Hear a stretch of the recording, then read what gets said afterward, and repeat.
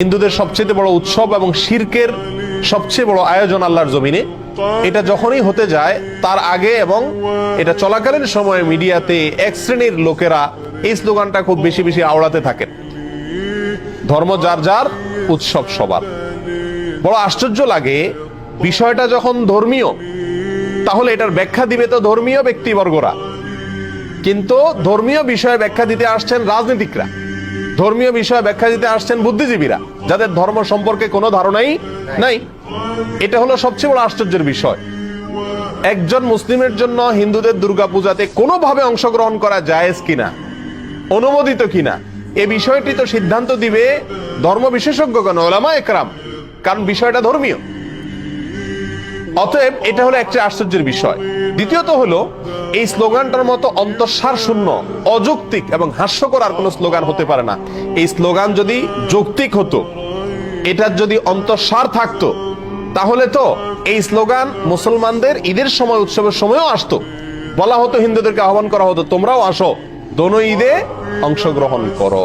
অথচ তখন এটা করা হয় না। তাহলে বোঝা গেল উদ্দেশ্যমূলক ভাবে শুধু মুসলমানদের ঈমান ধ্বংস করার জন্য এই ষড়যন্ত্রমূলক স্লোগানটি বাজারে চাউর করে রাখা হয়েছে এবং এর পিছনে কিছু ষড়যন্ত্রকারী তথাকথিত বুদ্ধিজীবী এবং রাজনীতিকরা কাজ করছেন।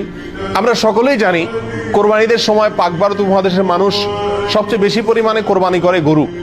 যদিও গরু ছাড়া অন্যান্য পশু কোরবানি করা যেতে পারে, যেহেতু মুসলমানদের কাছে গরু খাওয়া হালাল, বিধায় গরু কোরবানি করে আমাদের দেশের মানুষ বেশিরভাগ ক্ষেত্রে। আর এই জন্য কোরবানি দিলে মানুষ বলে অনেকে বকরা ঈদ। বাকারা শব্দ, বাকারা আরবি, বাকারা মানে গরু, সেখান থেকে বাকরা ঈদ বলে বা বকরি ঈদ বলে। বাকারা বা বকরি আরবি গরু থেকে, তার মানে গরুর ঈদ। ঈদটাই হলো গরু জবাই করে গরুর গোশত খাওয়া, বিতরণ করার উৎসব।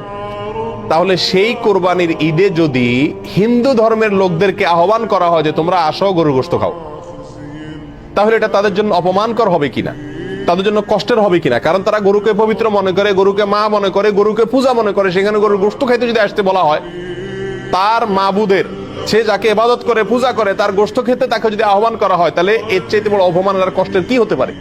এই কারণেই কোন রাজনৈতিক বা তথাকথিত বুদ্ধিজীবীদের কেউই আহ্বান করে না হিন্দুদেরকে যে আসো, মুসলিমদের সাথে উৎসবে সামিল হয়ে যাও, কারণ উৎসব সবার।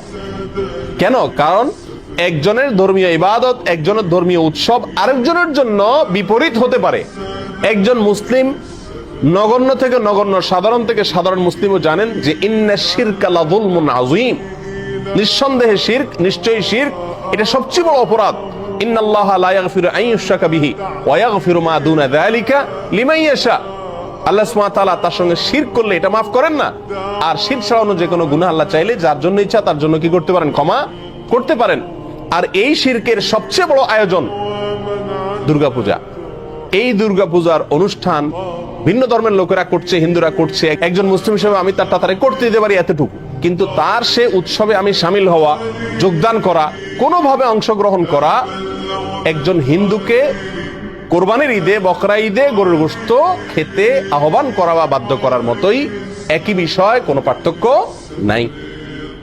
হিন্দুদের যে ধর্মীয় অনুভূতির কথা চিন্তা করে কোরবানির ঈদে তাদেরকে গরুর গোশত খেতে আহ্বান করা হয় না, ঠিক একই চেতনা থেকে, একই চিন্তা থেকে, একই লজিক এবং যুক্তি থেকেই মুসলমানদেরকে দুর্গাপূজা বা হিন্দুদের এই সমস্ত পূজার মধ্যে সামিল হওয়ার জন্য আহ্বান করা উচিত নয়।